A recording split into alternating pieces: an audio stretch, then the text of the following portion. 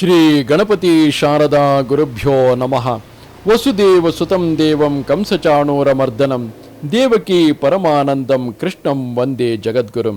ಶ್ರೋತೃಗಳಿಗೆ ಶ್ರೀಮದ್ ಭಾಗವತದ ಷಷ್ಠ ಸ್ಕಂದದಲ್ಲಿ ಶ್ರೀ ನಾರದರ ಉಪದೇಶದಿಂದ ದಕ್ಷ ಪುತ್ರರು ವಿರಕ್ತರಾದುದು, ದಕ್ಷನಿಂದ ಶ್ರೀ ನಾರದರಿಗೆ ಶಾಪ ಎಂಬ 5ನೆಯ ಅಧ್ಯಾಯಕ್ಕೆ ಸ್ವಾಗತ. ಶ್ರೀ ಶುಕ ಮಹರ್ಷಿಗಳು ಪರೀಕ್ಷಿದ್ರಾಜನಿಗೆ ಹೇಳುತ್ತಾರೆ, ತಸ್ಯಾಂ ಪಾಂಚಜನ್ಯಾಂ ವೈ ವಿಷ್ಣುಮಾಯೋಪಬ್ರಂಹಿತಃ ಹರ್ಯಶ್ವ ಸಂಜ್ಞಾನಯುತಂ ಪುತ್ರ ನಜನಯದ್ವಿಭು. ಎಲೈ ರಾಜೇಂದ್ರನೇ, ಕೇಳು.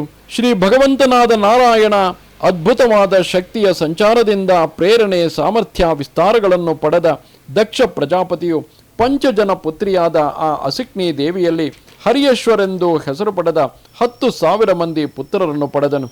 ದಕ್ಷ ನಂದನರೆಲ್ಲರೂ ಒಂದೇ ಸ್ವಭಾವ, ಧರ್ಮ, ಆಚರಣೆಗಳುಳ್ಳವರಾಗಿದ್ದರು. ಸಂತಾನವನ್ನು ಪಡೆಯಿರಿ ಎಂದು ತಂದೆಯ ಆಜ್ಞೆಯೊನ್ನಿಯಲು ಅವರೆಲ್ಲರೂ ತಪಸ್ಸು ಮಾಡುವುದಕ್ಕೋಸ್ಕರ ಪಶ್ಚಿಮಕ್ಕೆ ಪ್ರಯಾಣ ಬೆಳೆಸಿದರು. ಪಶ್ಚಿಮ ದಿಕ್ಕಿನಲ್ಲಿ ಸಿಂಧೂ ನದಿ ಮತ್ತು ಸಮುದ್ರಗಳ ಸಂಗಮ ಸ್ಥಾನವಾದಲ್ಲಿ ನಾರಾಯಣ ಸರೋವರವೆಂಬ ದೊಡ್ಡ ತೀರ್ಥವುಂಟು. ಬಹಳ ದೊಡ್ಡ ಮುನಿಗಳು, ಸಿದ್ಧಪುರುಷರು ವಾಸ ಮಾಡುತ್ತಿರುವ ಪವಿತ್ರವಾದ ಸ್ಥಳವದು. ಹರಿಯಶ್ವರು ಆ ನಾರಾಯಣ ಸರೋವರದಲ್ಲಿ ಸ್ನಾನ ಮಾಡಲು ಒಡನೆಯೇ ಅವರ ಅಂತಃಕರಣಗಳು ಎಲ್ಲ ಕಲ್ಮಶಗಳನ್ನು ತೊಳೆದುಕೊಂಡು ಪರಿಶುದ್ಧವಾದವು. ಅವರ ಬುದ್ಧಿಯು ಭಕ್ತಿ ವೈರಾಗ್ಯಮಯವಾದ ಪರಮಹಂಸ ಭಾಗವತ ಧರ್ಮದಲ್ಲಿ ನೆಲೆಗೊಂಡಿತು. ಆದರೂ ತಂದೆಯ ಆಜ್ಞೆಗೆ ಒಳಪಟ್ಟಿದ್ದರಿಂದ ಅವರು ಸಂತಾನಾರ್ಥವಾಗಿ ಉಗ್ರವಾದ ತಪಸ್ಸನ್ನು ಕೈಗೊಂಡು ಆಚರಿಸುತ್ತಿದ್ದರು. ಹೀಗೆ ಪರಮಹಂಸ ಭಾಗವತ ಧರ್ಮದಲ್ಲಿ ಅಭಿರುಚಿಯನ್ನು ಹೊಂದಿದ್ದರು.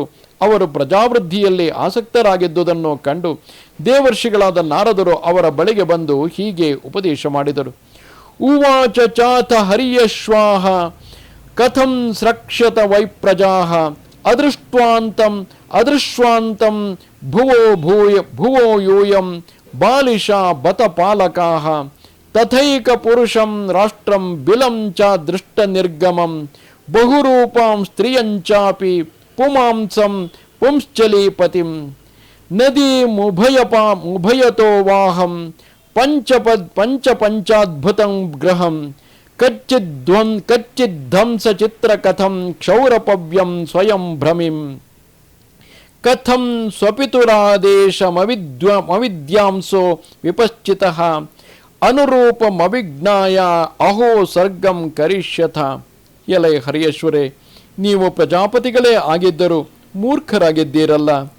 ಭೂಮಿಯ ಕೊನೆಯನ್ನೇ ನೀವು ಕಂಡಿಲ್ಲ. ಹೀಗಿರುವಾಗ ಸೃಷ್ಟಿಯನ್ನು ಹೇಗೆ ಮಾಡುವಿರಿ? ಒಬ್ಬನೇ ಪುರುಷನು ಇರುವ ದೇಶವೊಂದುಂಟು. ಹೊರಕ್ಕೆ ಬರಲು ಮಾರ್ಗವೇ ಇಲ್ಲದೆ ಇರುವ ಒಂದು ಬಿಲವು ಉಂಟು. ಬಹುರೂಪಗಳುಳ್ಳ ಒಬ್ಬ ಹೆಂಗಸು ಇದ್ದಾಳೆ. ವ್ಯಭಿಚಾರಿಣಿಯಾದ ಆ ಹೆಂಗಸಿಗೆ ಪತಿಯಾಗಿರುವ ಪುರುಷನು ಇದ್ದಾನೆ. ಹಿಂದುಗಡೆ ಮತ್ತು ಮುಂದುಗಡೆ 2 ಕಡೆಗಳಿಗೂ ಹರಿಯುತ್ತಿರುವ ಒಂದು ನದಿಯೂ ಇದೆ. 25 ಪದಾರ್ಥಗಳಿಂದ ನಿರ್ಮಿತವಾಗಿರುವ ಒಂದು ವಿಚಿತ್ರವಾದ ಮನೆಯುಂಟು. ಅತಿ ವಿಚಿತ್ರವಾದ ಕಥೆಯುಳ್ಳ ಒಂದು ಹಂಸವೂ ಇದೆ. ಕತ್ತರಿ ಮತ್ತು ವಜ್ರ ಇವೆರಡರಿಂದಲೂ ಮಾಡಲ್ಪಟ್ಟು ತನಗೆ ತಾನೇ ಸುತ್ತುತ್ತಿರುವ ಒಂದು ಚಕ್ರವೂ ಉಂಟು. ಮೂರ್ಖರಾದ ನೀವು ಸರ್ವಜ್ಞನಾದ ತಂದೆಯ ಉಚಿತವಾದ ಆದೇಶವನ್ನು ಅರ್ಥ ಮಾಡಿಕೊಂಡಿಲ್ಲ. ನಾನು ಈಗ ಹೇಳಿದ ವಸ್ತುಗಳನ್ನು ಕಂಡಿಲ್ಲ. ಆ ಅರಿವನ್ನು ಪಡೆದು ಆ ವಸ್ತುಗಳನ್ನು ನೋಡುವವರೆಗೂ ನೀವು ತಂದೆಯ ಅಣತಿಯಂತೆ ಸೃಷ್ಟಿ ಮಾಡಲು ಹೇಗೆ ಸಮರ್ಥರಾಗುವಿರಿ? ಶ್ರೀ ಶುಕ ಮಹರ್ಷಿಗಳು ಹೇಳುತ್ತಾರೆ, ಮಹಾರಾಜ ಪರೀಕ್ಷಿತ, ಹುಟ್ಟಿನಿಂದಲೇ ಮಹಾ ಬುದ್ಧಿಶಾಲಿಗಳಾಗಿದ್ದ ಹರಿಯೇಶ್ವರು ದೇವರ್ಷಿಯ ಆ ಒಗಟಿನ ಮಾತುಗಳನ್ನು ಕೇಳಿ ತಾವೇ ತಮ್ಮ ಬುದ್ಧಿಯಲ್ಲಿ ಹೀಗೆ ವಿಚಾರ ಮಾಡಿದರು. ದೇವರ್ಷಿಗಳು ಹೇಳಿರುವ ಮಾತುಗಳು ನಿಜವೇ ಆಗಿವೆ. ಇವರು ಹೇಳಿರುವ ಭೂಮಿ ಎಂಬುದು ಆತ್ಮನಿಗೆ ಅನಾದಿ ಕಾಲದಿಂದ ಬಂಧವಾಗಿರುವ ಈ ಲಿಂಗ ಶರೀರವು. ಇದು ನಾಶ ಹೊಂದುವುದನ್ನು ನೋಡದೆ ಮೋಕ್ಷಕ್ಕೆ ಉಪಯೋಗ ಪಡದೆ ಇರುವ ಕರ್ಮಗಳಲ್ಲಿಯೇ ಆಸಕ್ತರಾಗಿರುವುದರಿಂದ ಏನು ಲಾಭ? ಅವರು ನಿರ್ದೇಶಿಸಿದ ಒಬ್ಬನೇ ಪುರುಷನು ಈಶ್ವರನೇ. ಅವನು ಜಾಗ್ರತ್, ಸ್ವಪ್ನ, ಸುಷುಪ್ತಿಗಳೆಂಬ 3 ಅವಸ್ಥೆಗಳಿಗಿಂತಲೂ ಮತ್ತು ಅವುಗಳ ಅಭಿಮಾನಿ ದೇವತೆಗಳಿಗಿಂತಲೂ ಮೇಲಾಗಿ ತುರಿಯ ಅಂದರೆ 4ನೆಯವನು ಎನಿಸುತ್ತಾನೆ. ಆತನು ತನಗೆ ಬೇರೆ ಯಾವ ಆಶ್ರಯವೂ ಇಲ್ಲದೆ ತಾನು ಎಲ್ಲಕ್ಕೂ ಆಶ್ರಯನಾಗಿದ್ದಾನೆ. ಪ್ರಕೃತಿ ಮುಂತಾದವುಗಳನ್ನು ಮೀರಿರುವ ಆ ನಿತ್ಯ ಮುಕ್ತನಾದ ಪರಮಾತ್ಮನನ್ನು ಕಾಣದೆ ಶ್ರೀ ಭಗವಂತನಿಗೆ ಸಮರ್ಪಣೆಯಾಗದ ಕರ್ಮಗಳನ್ನೇ ಮಾಡುತ್ತಿರುವುದರಿಂದ ಜೀವನಿಗೆ ಏನು ತಾನೇ ಲಾಭವಾದೀತು? ಹಿಂದಿರುಗಲು ಬಾಗಿಲಿಲ್ಲದ ಬಿಲವೆಂದು ಅವರು ಹೇಳಿದ್ದು ಅಂತರ್ಜ್ಯೋತಿ ಸ್ವರೂಪನಾದ ಪರಮಾತ್ಮನ ಧಾಮವೇ ಆಗಿದೆ. ಅಲ್ಲಿಗೆ ಹೋದವನು ಸಂಸಾರಕ್ಕೆ ಮರಳುವುದಿಲ್ಲ. ಆ ಪರಮಾತ್ಮ ಧಾಮವನ್ನು ತಿಳಿಯದೆ ವಿನಾಶ ಹೊಂದುವ ಸ್ವಭಾವವುಳ್ಳ ಸ್ವರ್ಗವೇ ಮುಂತಾದ ಫಲಗಳನ್ನು ಕೊಡುವ ಕರ್ಮಗಳನ್ನು ಮಾಡುತ್ತಿರುವುದರಿಂದ ಏನು ಪ್ರಯೋಜನ? ನಾರದ ಮಹರ್ಷಿಗಳ ಹೇಳಿಕೆಯಲ್ಲಿ ಬಂದಿರುವ ಬಹುರೂಪಿಣಿಯಾದ ಹೆಂಗಸು ನಮ್ಮ ಬುದ್ಧಿಯೇ ಆಗಿದೆ. ಅದು ಸತ್ವ, ರಜಸ್ಸು, ತಮಸ್ಸು ಎಂಬ ಗುಣಗಳನ್ನು ಭಿನ್ನ ಭಿನ್ನ ಪ್ರಮಾಣಗಳಲ್ಲಿ ಧರಿಸಿ ನಾನಾ ಸ್ಥಳಗಳಲ್ಲಿ ಸಂಚರಿಸುವುದರಿಂದ ವ್ಯಭಿಚಾರಿಣಿಯಾದ ಹೆಂಗಸನ್ನು ಹೋಲುವುದು.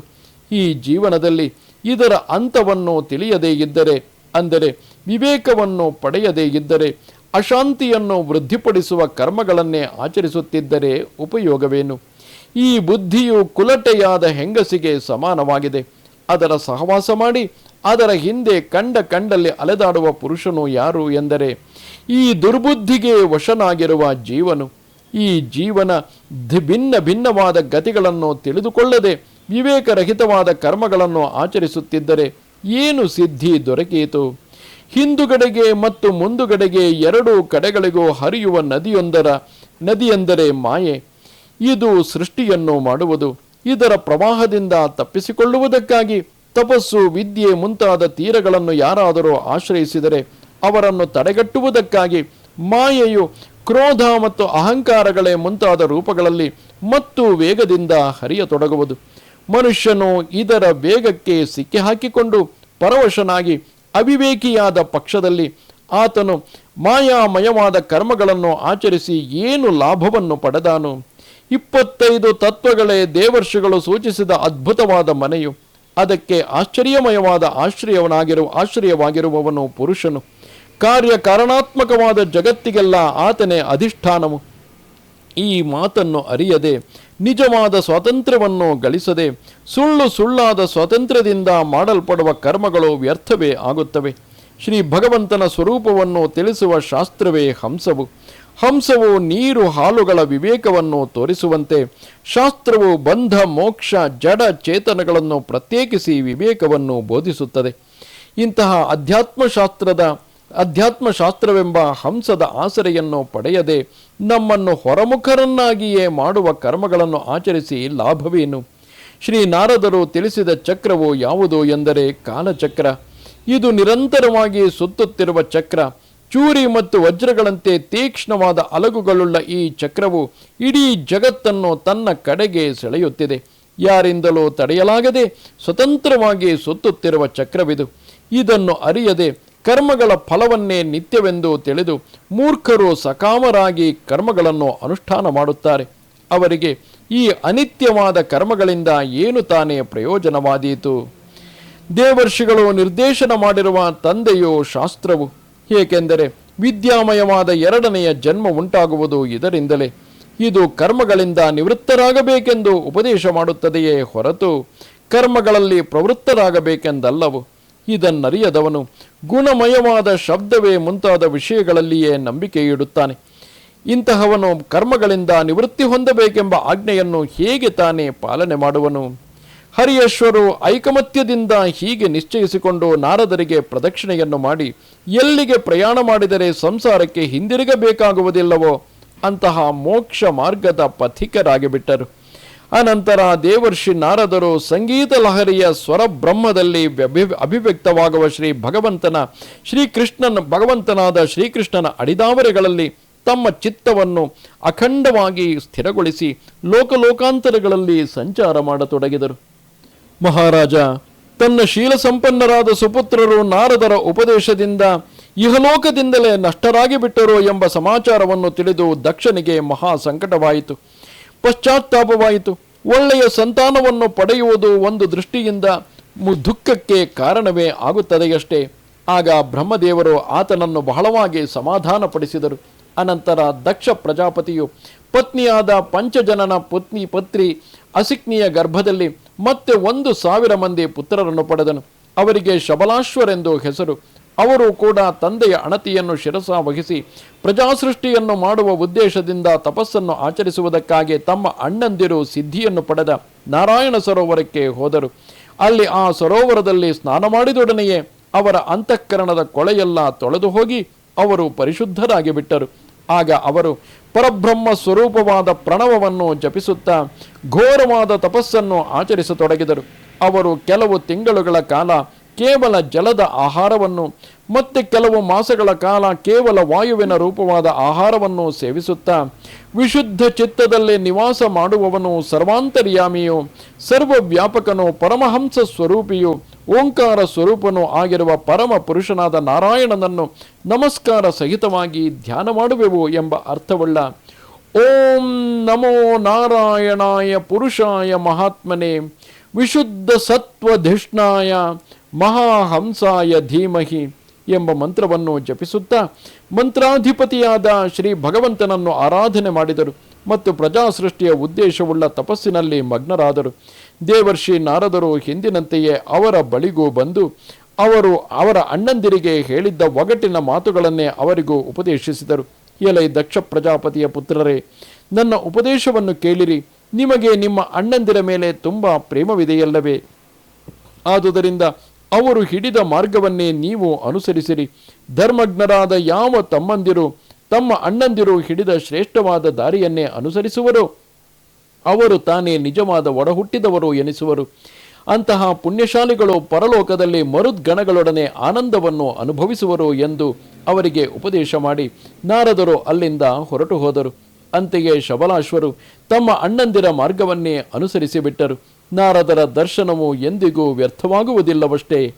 ಆ ಶಬಲಾಶ್ವರು ಒಳಮುಖವಾದ ವೃತ್ತಿಗೆ ಮಾತ್ರವೇ ದೊರೆಯಲು ಯೋಗ್ಯವಾಗಿ ಶ್ರೀ ಭಗವಂತನ ಪ್ರಾಪ್ತಿಗೆ ಅನುಕೂಲವಾಗಿ ಅತ್ಯಂತ ಸುಂದರವಾಗಿರುವ ಮಾರ್ಗದ ಪಥಿಕರಾದರು.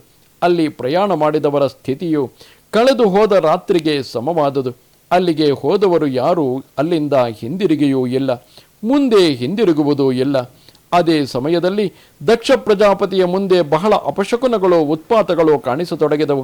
ತನ್ನ ಪುತ್ರರಿಗೆ ಅನಿಷ್ಟವಾಗಿರಬಹುದೋ ಏನೋ ಎಂಬ ಶಂಕೆಯು ಆತನ ಮನಸ್ಸನ್ನು ಆವರಿಸಿತು. ಅಷ್ಟರಲ್ಲೇ ಆತನಿಗೆ ನಾರದರು ಹಿಂದಿನಂತೆಯೇ ಆಗಮಿಸಿ ಈಗಲೂ ತನ್ನ ಪುತ್ರರು ಇಹಲೋಕದಿಂದ ನಷ್ಟರಾಗುವಂತೆ ಮಾಡಿಬಿಟ್ಟಿದ್ದಾರೆ ಎಂಬ ಸುದ್ದಿ ತಿಳಿಯಿತು. ಪುತ್ರ ಶೋಕದಿಂದ ಅತ್ಯಂತ ವ್ಯಥೆಗೊಂಡ ಆ ಪ್ರಜಾಪತಿಗೆ ನಾರದರ ಮೇಲೆ ಮಿತಿಮೀರಿದ ಕ್ರೋಧವುಂಟಾಯಿತು. ಅವರ ಭೇಟಿಯು ಒದಗಿದಾಗ ಕೋಪದಿಂದ ತುಟಿಗಳು ಅದುರುತ್ತಿರಲು ಆವೇಶಭರಿತನಾಗಿ ಅವರನ್ನು ಕುರಿತು ಹೀಗೆಂದನು.